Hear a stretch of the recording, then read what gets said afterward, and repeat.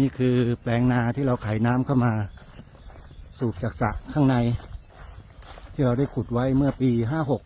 56นี่คือสายยางแล้วก็ผ่านท่อ PVC ขนาดนิ้วครึ่ง1 นิ้วจะ1 ถึง 4นะฮะแล้วก็ปล่อยไปตามสายอ่อนแล้วก็ลดไปด้านบนนู้นเลยน้ำตัวนี้กำลังหลากเดี๋ยวไปดูกันเราจะเดินไปตามถนนนะนาแปลงนี้จะอยู่ขนานไปกับถนนทางเข้าสวนป่าสามัคคีธรรมของเราคือเส้นนี้นี่คือแปลงนาเล็กๆที่จะปลูกเตรียมไว้ให้ญาติโยมที่มาร่วมงานในวันปลูกในวันเปิดป่าฟังธรรมเนี่ยจะได้มาเห็นนาข้าวในช่วงฤดูเก็บเกี่ยวแล้วแต่มีนาข้าวอีกแปลงหนึ่งที่จะงอกขึ้นมาจะขึ้นหรือไม่ขึ้นก็ยังไม่ทราบเหมือนกันเดี๋ยวต้องคอยดูนะฮะเพราะว่ามันปลูกนอกฤดูกาลที่นี่เขาไม่ปลูกกันฤดูนี้นะเขาปลูกกันในฤดูฝนแต่ของเราเนี่ยเราจะปลูกนาข้าวตัวนี้ให้ขึ้นให้ญาติโยมได้เห็นกันว่าข้าวหอมมะลิที่สวนป่าสามัคคีธรรมเนี่ยเป็นอย่างไรตอนนี้เรากำลังสูบน้ำเข้ามาน้ำก็เจิ่งนองพอสมควรเลยทีเดียวนะเข้ามาแล้วน้ำเข้านามาแล้วนะฮะกำลังหลากตอนนี้น้ำกำลังหลาก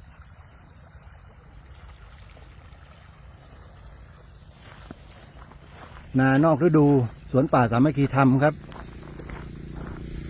อันนี้เป็นนานอกฤดูนะฮะนี่เราไปดูยืนอยู่ที่บริเวณด้านนอกถนนนะฮะอันนี้เป็นทางเข้าแปลงนาเราจะอยู่ด้านล่างซ้ายมือด้านใต้ของป้ายนี่ที่เห็นในน้ำเจิ่งๆอยู่นะคือแปลงนาแล้วก็นี่ทางเข้าของเราญาติโยมที่มาก็จะเข้าทางนี้กันนะโยมนะก็จะเห็นป้ายอันนี้เป็นป้ายเล็กแต่ก็มีป้ายใหญ่อีกป้ายหนึ่งอยู่ทางด้านนี้นี่น้ำมาแล้วน้ำเริ่มจะเข้ามาที่นาแล้ว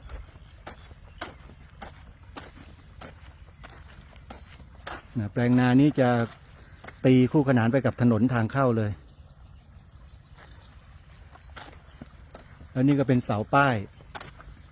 งานปลูกป่างานเปิดป่าฟังธรรมเป็นป้ายใหญ่เลยติดเอาไว้ที่บริเวณด้านหน้าทางเข้า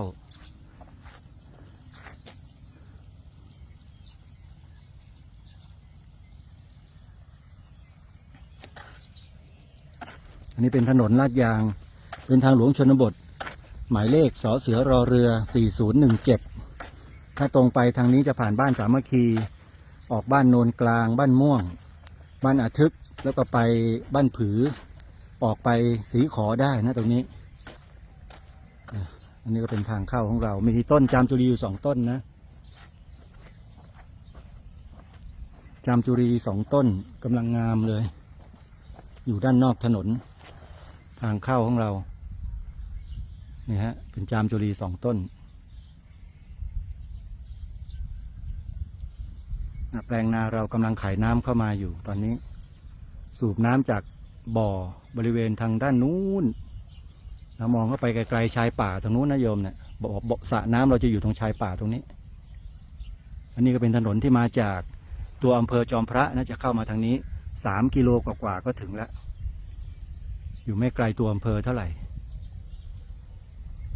เชิญชวนนะญาติโยมมาร่วมงานบุญกันเปิดป่าฟังธรรมเราจะฟังธรรมกันตลอดทั้งคืนในวันที่14 ธันวาคมนี้ที่สวนป่าสามัคคีธรรมขอเจริญพร